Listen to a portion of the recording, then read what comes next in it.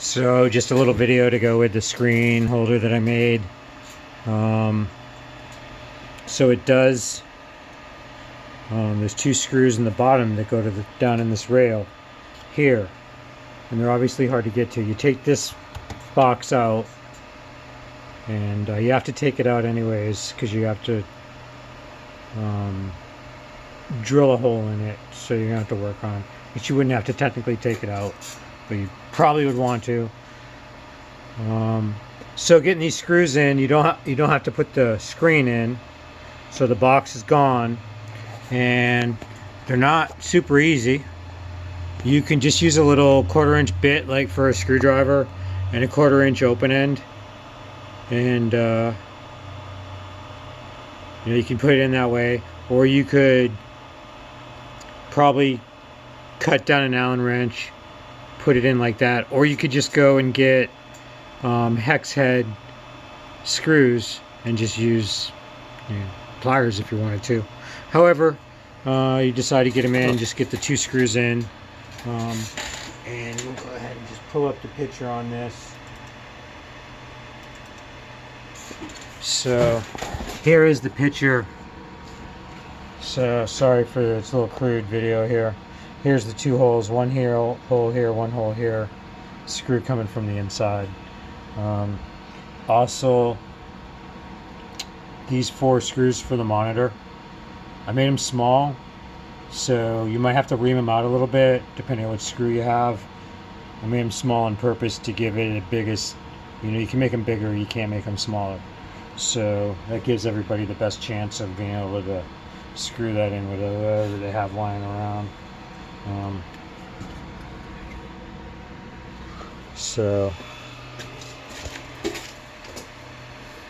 Yeah, screw this in. So you have to cut a little hole. So your cable's coming from about here, and then it plugs into right about here. So your regular cable should be long enough. I think I had a longer one on there, but I'm pretty sure the shorter one will work. If not, this mod may require you to buy a little cable, but I'm pretty sure it doesn't. Seems like that's something I should know. You're gonna want to put. I made this hole because I didn't want to see a gap in there. So by making the hole smaller, it makes this button bottom out. All you have to do is inside the cap, just put a little tiny piece of filament in there, so the cap doesn't push down all the way, and it keeps a gap there. And then it works fine. It doesn't hinder. The knobs on there just as good, makes no difference in the operation. Now the way I cut the hole is I just used a step drill, and I had a round bushing, but you can use whatever you got. Dremel tool. You cut a little square hole in that's like on the side, and then you could just download one of the little clips. You need to have a bushing on that hole, so if you use a round, you get a rubber bushing, snap it in there. I guess they probably could make a round one on Fusion 360. I haven't seen one readily available, but it's probably there, not hard to make. Just getting the tolerances right to snap it in may make, you might not get it right the first try, so it's better to use somebody else's. So I just left everything in place, and there's nothing under where the hole needs to be. So I just wrapped a bunch of rags in there around everything to catch any wood metal flakes that would have come off. And then I was very careful when I flipped it back over to make sure no metal flakes fell in the wrong places. I cut the hole from the top down, so you don't have to do that, but the prettier side is the side you cut from on a step drill. So I wanted the pretty side to be up here for no reason at all. So yeah, just get all your metal flakes out there, clean up around the hole, snap your bushing in, and then so you're gonna have your wire hanging out of this. At that point, you can flip this thing on its side, pretty much is the thing to do. And at that point, put your screen in. After you mount it here, put your screen in, Then after your screen is in, go ahead, plug your cable in. Make sure you plug it in the same right spot so you don't have to take it all back apart again. And then, yeah, just screw your control box back in to its mount and bang, it's in there. And then what I did was, so this is not optimum, but this is what this printer is. So this is on the back, and I don't like that I can't see the label. I wish I could see the label. I guess it doesn't matter, but I wish I could. I thought about changing this around so I could see the label, but I don't think I'm going to. So I just got the extruder. Is a little bit of a pain in the butt to get to, but not too bad. I mean, there's a lot of room. So I reach around from the back to push on the knob, and then I feed from here to feed it through. It's not bad. So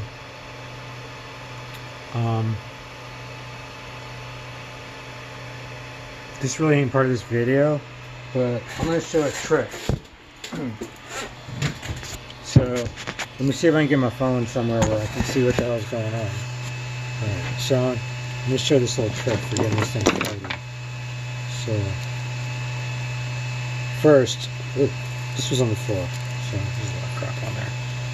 First, I'm going to take these cutters and I'm going to cut the most extreme angle. I mean, the most extreme angle that these cutters are going to cut. So that's pretty extreme. Now, I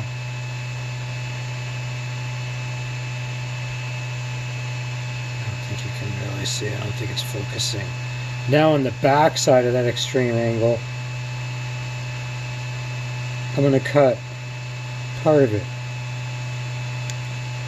Now I have like a two-sided spear with a point in the middle. And now granted, it still has edges on the sides. And this one came out different. Let me just cut that again.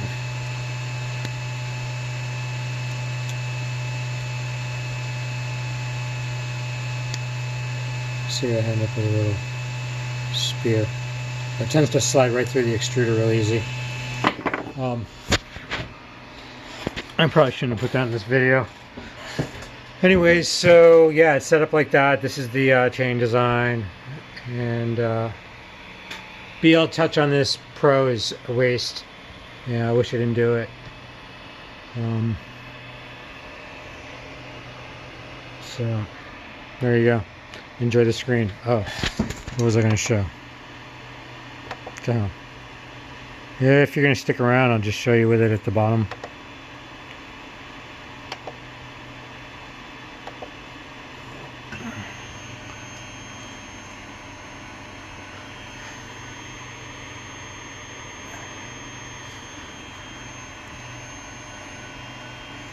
So yeah, it comes down like just right in between these two knobs. It's like a beauty.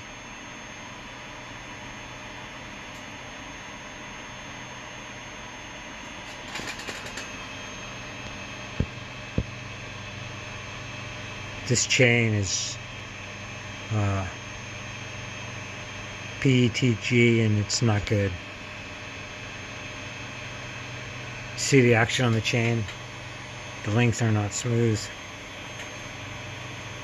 Chain, you want PLA plus for sure, like this over here. But even better, this is some eSun chain that I made, and this chain is ridiculous. I mean, this chain is so smooth.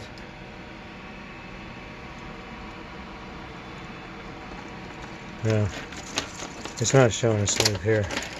It'll be smoother when I work it in. This is nice though. Oh. So coming down for a landing.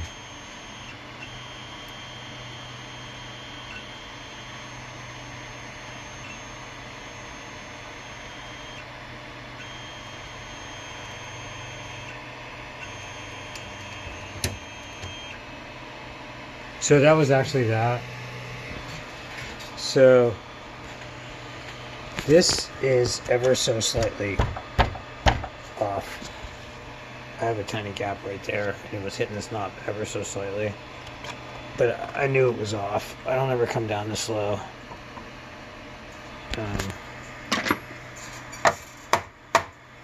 But that did it.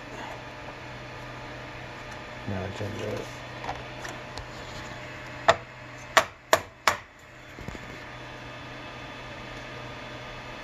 Still a little bit of a gap here. It's better.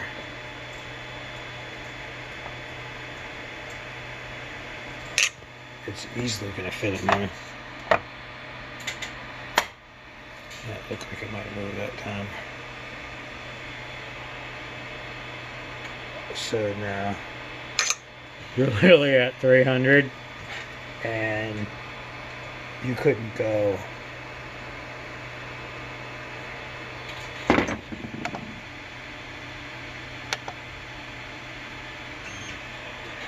so you couldn't go. You literally, I mean, this thing is engineered.